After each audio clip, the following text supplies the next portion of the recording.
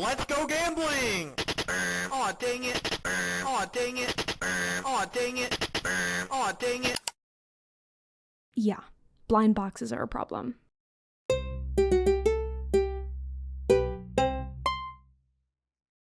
Hey, I'm Hey, and welcome to my channel.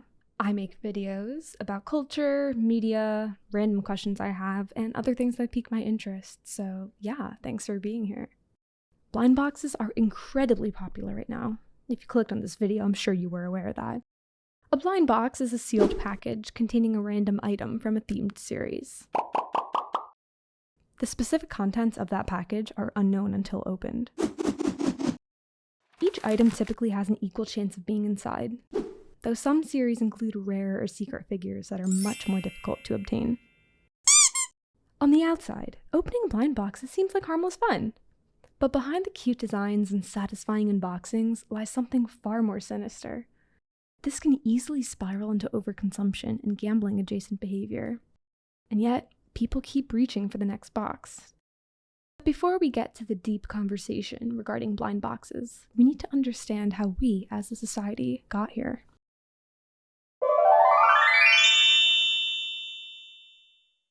Demand for these mystery toys has skyrocketed in recent years. Evidently, this trend didn't appear overnight. One of the earliest forms of the blind box idea can be traced to roughly the early 1860s, with Japan's New Year's tradition of, pardon my pronunciation, fukubukuro, or lucky bags. No, literally, the term translates to luck bag. These were mystery bags offered by various stores that were filled with discounted merchandise, and we're talking about some serious discounts here. These bags offered shoppers a chance to score high-value items at low prices, only if they were willing to test their luck. The next big development in the blind box timeline is something that the average person may be a bit more familiar with: gashapon. These are the little gumball-looking machines where you insert a coin, twist the knob, and receive a random toy. These capsule machines were popping up around Japan throughout the 1960s and were wildly popular with children and collectors. When you're holding the ethereal plastic orb in your hands, the element of surprise of not knowing what you get is the essence of modern blind boxes. This is primarily because it encourages repeat purchases in hopes of completing a set. Once blind box style marketing traveled to the West, it steadily gained popularity from the 1960s into the 2010s. One of the earliest Western examples is the 1974 Kinder Surprise Egg, which included a toy hidden inside a chocolate shell. This is not to be confused with the Kinder Joy Egg, whose toy was encapsulated in plastic, though both candies had the same spirit. Then, in 1996, came Pokemon trading cards, which really just lit up all the right neurons in people's brains. In the US, Pokemon was one of the largest intellectual properties that pushed a collect-them-all mentality. I mean, their catchphrase was literally, gotta catch 'em all. While this might have been achievable in one of the earlier generations, so many cards are made that collecting them all is nearly impossible. Not even the fast food industry is safe from blind boxes. McDonald's Happy Meal toys began offering sets of collectible figures as early as the late 1990s, which were often tied to media franchises. These still exist today, with the most recent one gaining widespread media attention being the Minecraft movie meal, or the McMinecraft meal. But back in the 2010s, you used to be able to just ask for a specific toy, or buy one separate from your kid's meal, so it wasn't super bad. One of the largest brands to offer a new level of blind box-esque marketing was Lego, with their minifigures collection starting in 2010. It was initially a blind bag, with a randomized figure inside that you could kind of feel through the plastic packaging to be able to identify which figure you were going to buy. But that was too easy for the consumer, so since then, they've changed it to cardboard packaging. Catering to a more Gen Alpha audience, many brands in 2019 were sold, which are just blind boxes of little household items. As self-explanatory as the name is, I completely misinterpreted what these little things are. I thought that the packaging of this product was really gaudy, and I thought it was like a brain rot fashion doll toy thing. Oh. But these little tiny everyday items are actually really cute. I like them a lot. It seems like a lot of new toy lines catering to little kids are deciding to go the blind box route. Even the new Dress to Impress figures are blind boxes, and the only two in-game characters are the secrets, which is crazy to think about, but we'll talk about that later. And yeah, that brief overview kind of takes us to today, But this conversation wouldn't be complete if we didn't talk about the capitalistic titan of blind boxes today. Pop Mart.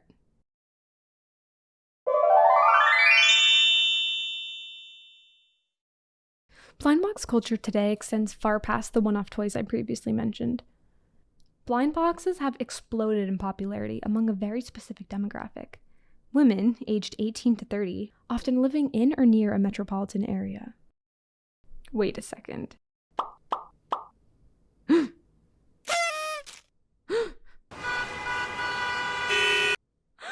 Oh no!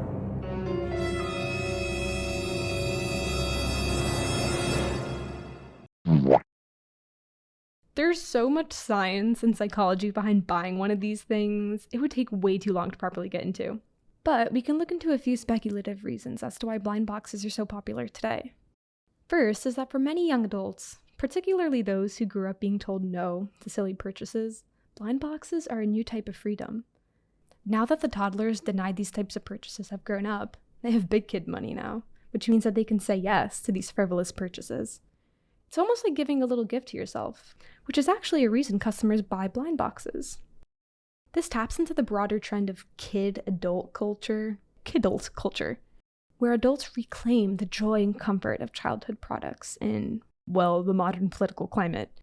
Buying blind boxes in today's global climate feels a lot like the old lipstick index theory, where there was increased sales of small cosmetics, particularly lipstick, during the early 2000s recession.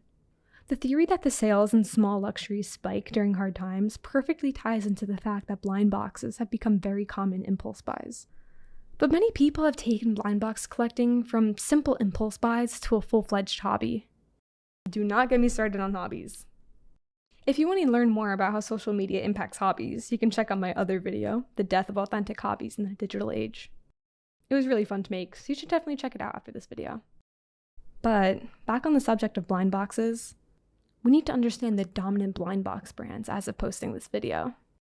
Labubu is probably the most popular blind box IP at the moment. It was made in 2015 by artist Kasing Lung.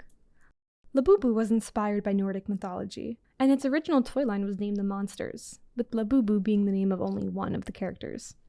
But Labubu obviously stood out, being described by Pop Mart's official website as a small monster with high pointed ears and serrated teeth.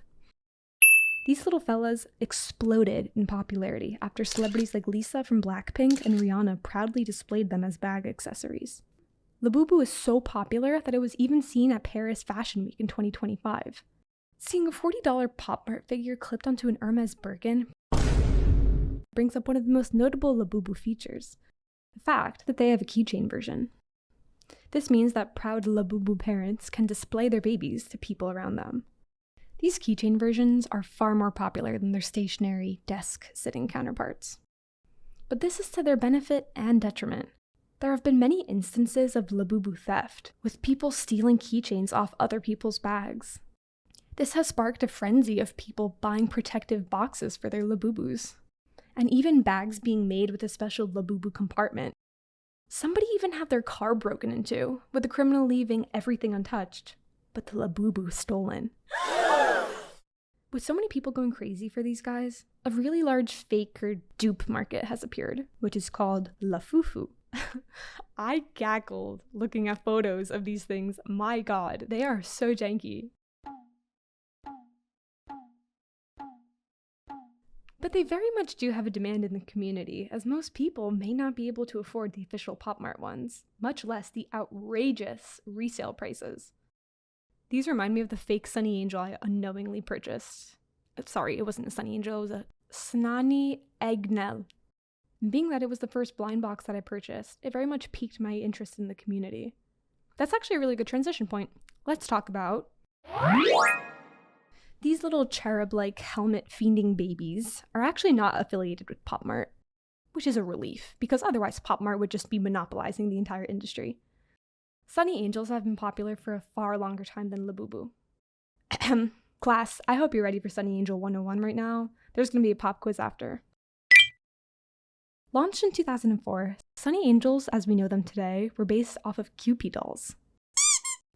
Kewpie? Kewpie? I'm just going to say Kewpie, it sounds cuter. Kewpie was a brand of dolls and figures created by the American artist Rose O'Neil. These were created for a comic strip in the early 1900s. They weren't blind boxes at the time, and they gained popularity when O'Neil sold them as paper dolls, then as bisque, or porcelain-like dolls. The lore deepens when halfway across the world in Japan, Toichiro Nakashima became the director at a food manufacturing company. He launched Kewpie Mayonnaise in 1925, which according to Kewpie's official website used the popular doll as its brand name and mascot. In 1927, Nakashima's company acquired the exclusive rights to manufacture and distribute the popular American Kewpie dolls, in Japan and in other Asian markets. And boom, O'Neil's original dolls became even more popular in Japan. Similarities between the Kewpie doll and the Sunny Angels are definitely there. Both of them are, well, naked babies with wings. Sunnies have many more product types as well, with hippers, keychains, and bobbleheads.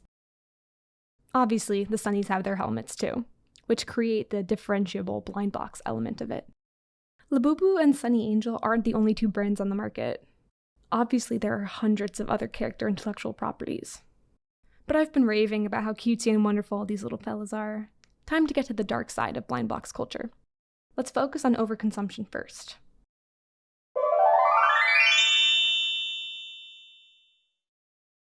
Let's tackle overconsumption in two ways. One as a mindful consumer, and one as a not mindful consumer. Let's say you're a completely conscious consumer, and you've only ever bought one blind box toy. Even just one of these toys has a significant environmental impact, especially with their packaging. A blind box normally comes in at least a plastic bag, protecting the contents inside, and any other accessories that the figure might have would come in bags too. These items, a photo card, and a packet of silica gel, all come sold in a paper box. This packaging is most likely just going to be immediately discarded.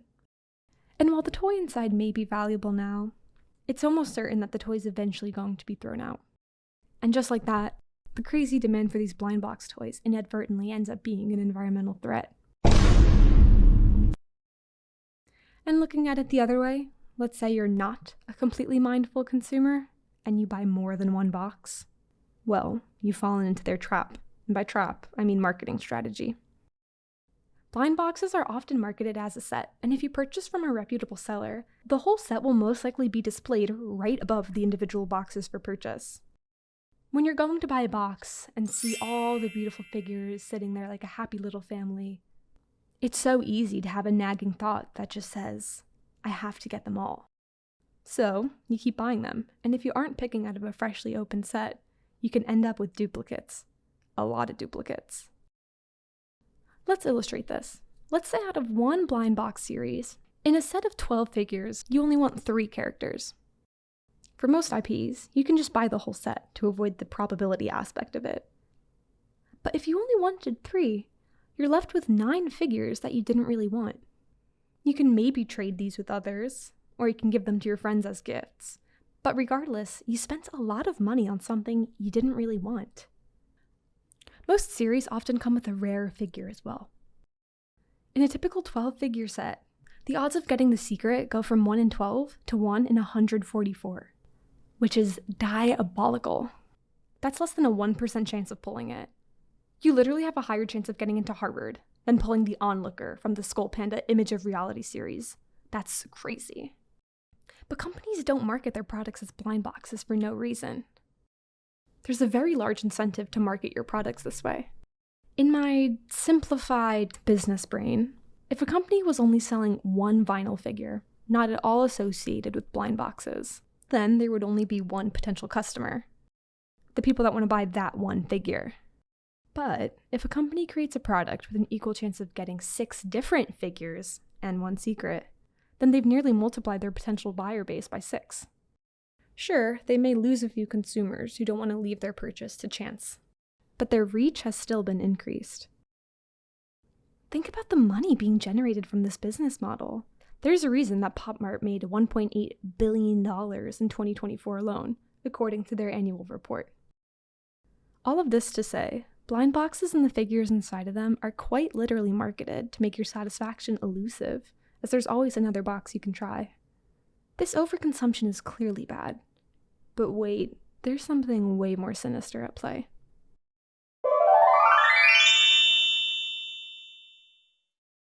A lot of things I previously mentioned have introduced gambling behaviors in blind boxes, but this segment's going to tie everything together. Gamification is the word to focus on here, which applies typical elements of gameplay to other areas of activity. In blind boxes, this is done using uncertainty.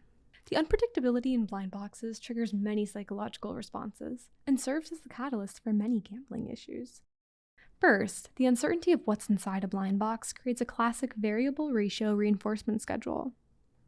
This occurs when a response is reinforced only after an unpredictable number of attempts. If that sounds familiar, yeah, that's the mechanic that they use in slot machines. Opening a blind box might not get the desired outcome every time, but the possibility that this time might be the one keeps you hooked.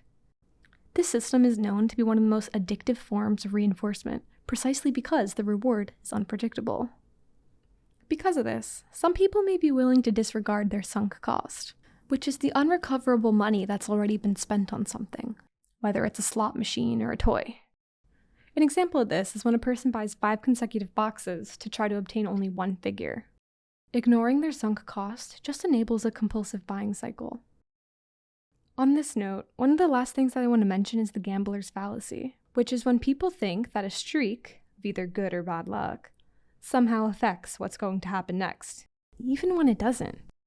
This arises in thoughts like, I haven't gotten a rare one yet, or let's go to this store, they're luckier. These superstitions are the brain's way of coping with the destructive behavior you're engaging with, which inadvertently pushes you to gamble even more.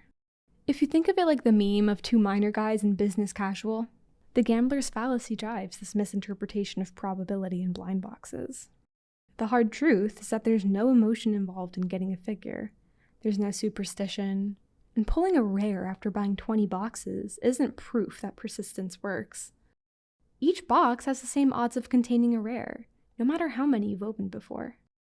The gambler's fallacy becomes a positive feedback loop of irrational decision-making, which is particularly dangerous for children and teens, who are still developing their critical reasoning and emotional regulation.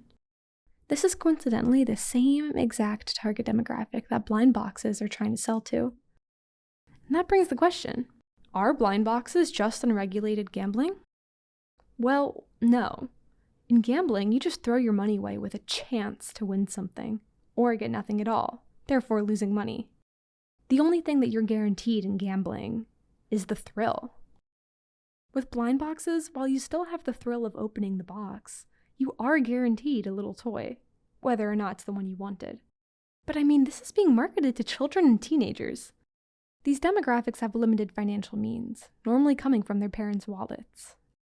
And their decision-making skills are under construction, to say the least.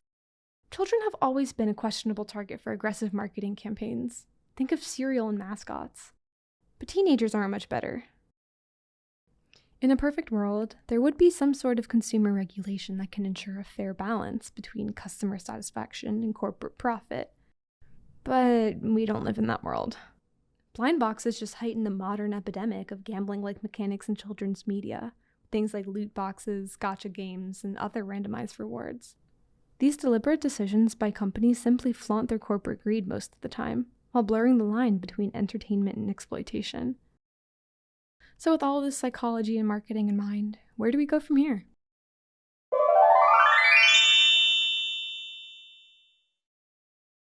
Let's end the video with some self-reflection on my behalf. As an ex-Genshin Impact player who played from Zhongli's first banner until Sumeru's last patch, I spent around $350. To the people who have touched grass before, this means that I played a gacha game and was suckered into spending money on a free-to-play feature. While buying and spending Prima Gems on limited character banners brought me happiness in the moment, the biggest lesson I've taken away from Genshin Impact is that my brain is very much susceptible to all the dubious marketing tactics I've been yapping about. So when I walked into Pop Mart for the first time and felt my gambling spidey senses kicking in, I very much knew I had to proceed with caution. And even though cheap plastic blind boxes have existed for quite a while, Pop Mart's luxury products and experience just made me want to gamble even more. A good way to end this video is to affirm that self-reflection and acknowledgement of gambling tendencies should not be taboo within the blind box community. Recognizing the signs of addiction, whether it's for a slot machine in Vegas or your 37th blind box, needs to occur if you want to be a mindful consumer in the present day. And as gambling continues to infiltrate more and more aspects of our lives, consumers need to wake up. However, this doesn't mean that all blind boxes are evil. After all, they bring platforms to new artists and bring a lot of fun to people buying them. At the end of the day, if we can learn to approach blind boxes with awareness and intention, then we can find a healthy sense of balance. Then, and only then, we can enjoy the positive surprises they bring us, while leaving the negative economic and psychological ones behind.